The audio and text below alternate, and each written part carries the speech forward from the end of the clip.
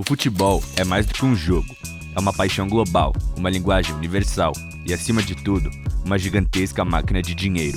Uma engrenagem bilionária que começa por um dos símbolos mais amados e colecionados do esporte, a camisa de time.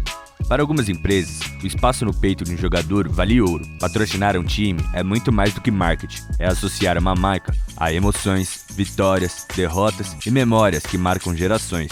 O objetivo?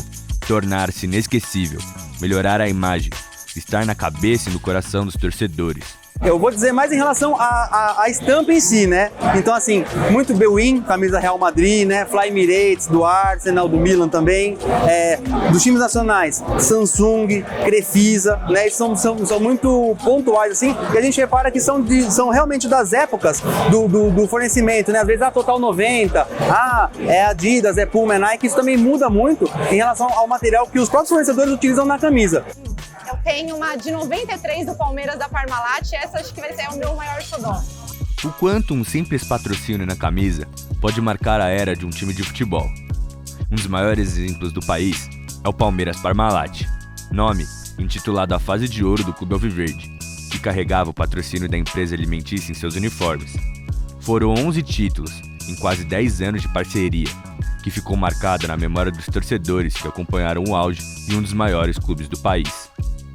E esse é só um dos exemplos de eras do futebol que ficaram marcadas por patrocínio. Poderíamos mencionar diversos outros exemplos, como São Paulo LG, Corinthians e Calunga, Fluminense e Unimed, Santos e Netshoes, Cruzeiro e o Banco BMG, ou até mesmo a grande ação da Coca-Cola em patrocinar diversos clubes brasileiros nos anos 90.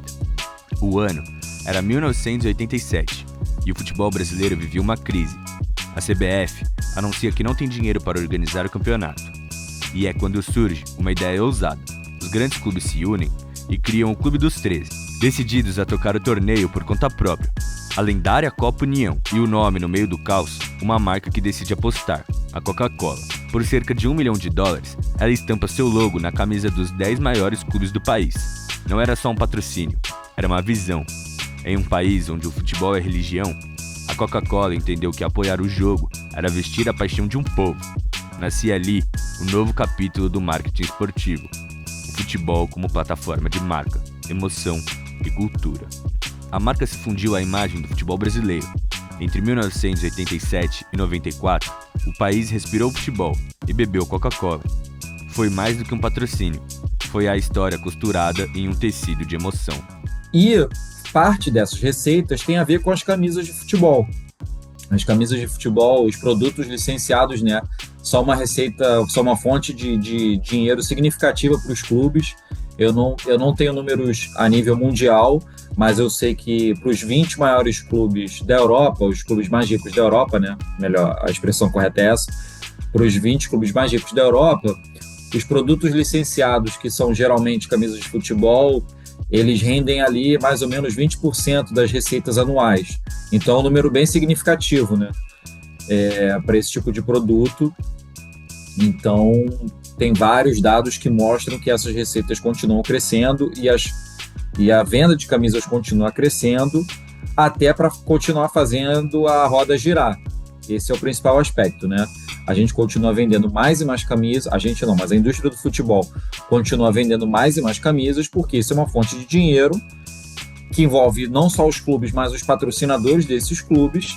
Então você tem mais camisas, mais modelos de camisas. O futebol vive uma nova era, a das cifras bilionárias. No mundo todo, os clubes transformam suas camisas em verdadeiras vitrines comerciais, atraindo marcas globais que enxergam no esporte o maior palco de exposição de marca no planeta. E esse investimento precisa de um retorno, fazendo com grande parte dele venha do torcedor, o consumidor final. O preço das camisas oficiais disparou.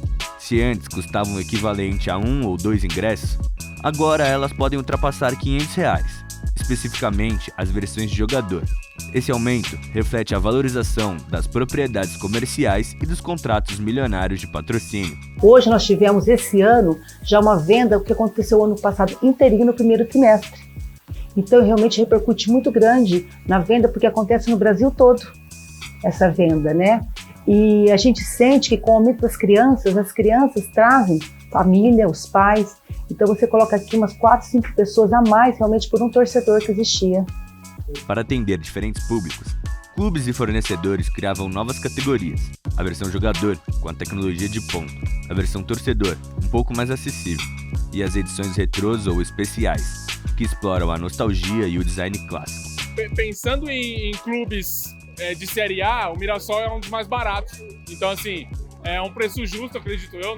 Quanto a isso, não há problema. Se a gente pensar que o Flamengo cobra quase R$500 uma camiseta, então o Mirassol tá bem tranquilo quanto a isso. Acredito que é acessível e em qualquer lugar a gente vai encontrar. Em relação a valor e a...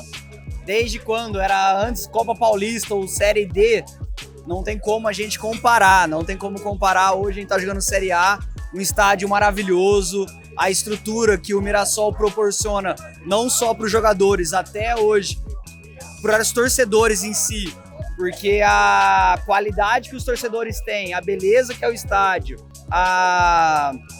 o que proporciona de felicidade para todos, não tem como mensurar, não tem como comparar de 5 anos atrás. Então essa ascensão do clube é consequência também pelos preços maiores.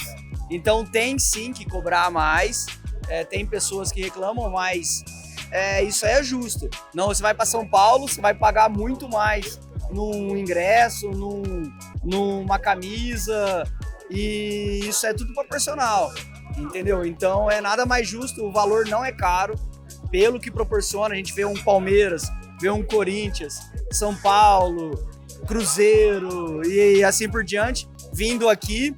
E a gente está sendo acolhido, bem recebido, e o estádio é confortável para todo mundo, entendeu? Então é proporcional, é muito bom, e parabéns a toda a gestão do Mirassol. Em questão da camisa mesmo, eu acho que questão de valores mesmo, acho que não foi nada assustador para nós, torcedor. Eu acho que para chegar nesse nível do Mirassol aí, o valor da camisa é acessível. Eu acho que tudo que o Mirassol faz para a torcida é acessível. Eu acho que é o diferencial desse Mirassol mesmo, é trazer essa energia de nós, torcedor, para dentro do campo mesmo. A gente viver esses momentos históricos. Então eu acho que eu, como palmeirense desde de criança, e comparar hoje com o Mirassol, eu acho que o que o Mirassol faz é acessível. É para trazer a região mesmo, torcer para o Mirassol, incentivar o Mirassol e acreditar no Mirassol. Então a gente está vivendo um sonho mesmo. A gente está muito feliz nesse momento que o Mirassol está vivendo. A camisa, que antes era só uma paixão, virou também um dos produtos mais lucrativos do futebol moderno. O símbolo de uma mistura perfeita entre emoção e negócio. Uma camisa de futebol custa muito mais do que R$250, R$300, R$400. Por quê? Porque esse preço ele também procura atender toda a indústria do futebol, as necessidades de dinheiro dos clubes. Como você falou, você sentir que você faz parte do movimento. Então a camisa do São Paulo, por exemplo, você vai ver que ela é muito procurada nesses eventos aqui, não pela história do clube esportivamente, mas pela história do clube fora do futebol. Eu tenho essa camisa que você está vestindo, eu tenho uma igualzinha. Eu fiz um vídeo em parceria com outro parceiro meu, que ele é de Angola, e a gente contou a história da identificação do Arsenal com o pessoal de Londres, com o movimento de como a galera da África foi excluída de Londres, por norte de Londres, e como o Arsenal criou uma identificação na África de caras que vão nascer, viver e nunca vão ir para a Inglaterra, mas como o Arsenal tem uma torcida em vários países africanos, com isso. Então você chegar com uma camisa do Arsenal, você chega com uma camisa do São Paulo, você chega com a camisa do Ibis, você fala, esse cara não é só Real Madrid, Manchester City, esse cara tá pensando fora do futebol, ele tem um contexto ali que quem é do meio fala, mano, da hora ver essa camisa lá, é legal isso aí também. Há inúmeros exemplos de como uma camisa de futebol pode ir muito além de um uniforme. No Brasil, ela é símbolo, memória, resistência e muitas vezes voz. Basta olhar para a nossa própria história. A democracia corintiana, nos anos de 1980, transformou a camisa do Corinthians em um símbolo de luta e resistência política. em um dos períodos mais sombrios do nosso país. Já em 2023, o Vasco relembrou e homenageou o seu elenco histórico dos Camisas Negras. O elenco que conquistou o Campeonato Carioca de 1923, mesmo sofrendo muita repressão. Um time diverso, que enfrentou o racismo institucional no futebol e marcou seu nome na história com a conquista do Cariocão daquele ano. Outros clubes também transformaram camisas em bandeiras de causas sociais. O Bahia é um dos maiores exemplos dessa postura. Camisas com manchas de óleo em protestos contra os desastres ambientais.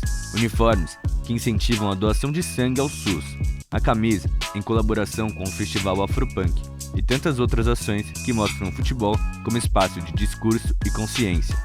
Além disso, camisas que homenageiam o orgulho LGBTQIAP+, reforçam o papel do futebol como território de inclusão e representatividade. Mas talvez o exemplo mais simbólico esteja em torno da amarelinha, a camisa mais famosa da história do futebol mundial. Em anos de Copa do Mundo, ela costuma ser resgatada como símbolo de união nacional. Porém, nos últimos anos, ela também foi apropriada por movimentos políticos de extrema-direita, perdendo parte de seu sentido original. Em períodos eleitorais, é comum ver eleitores usando camisas de clubes ou da seleção para expressar seus posicionamentos. Ainda que o voto seja secreto, a camisa virou um sinal silencioso de identidade e de posicionamento político. Juntando a Copa do Mundo com as eleições, né, foi algo que alavancou muito as nossas vendas, não só para as pessoas que queriam comprar a camiseta para assistir a Copa, mas tinha muita gente que comprava também para as eleições.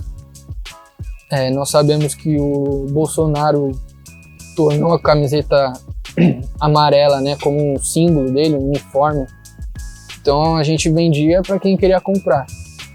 Já teve gente que chegou pedindo para comprar a camiseta amarela e escrever atrás Bolsonaro 17. A gente vendeu. Não, sem problema.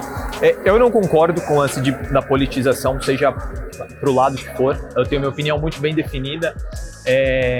Mas assim, é importante a gente dizer que as coisas tomam a proporção que tomam e a galera fala o que fala, porque o nosso país, infelizmente, assim, por como ele foi criado, né, constituído, essa mescla de escravos, né, de colonizadores, dos indígenas, uma mistura de várias culturas, várias etnias, muito choque entre elas. Então, assim, é um problema estrutural do Brasil mesmo, que tem um sistema que não permite uma boa educação. Então as pessoas são completamente alienadas. Tem pessoas que acreditam em...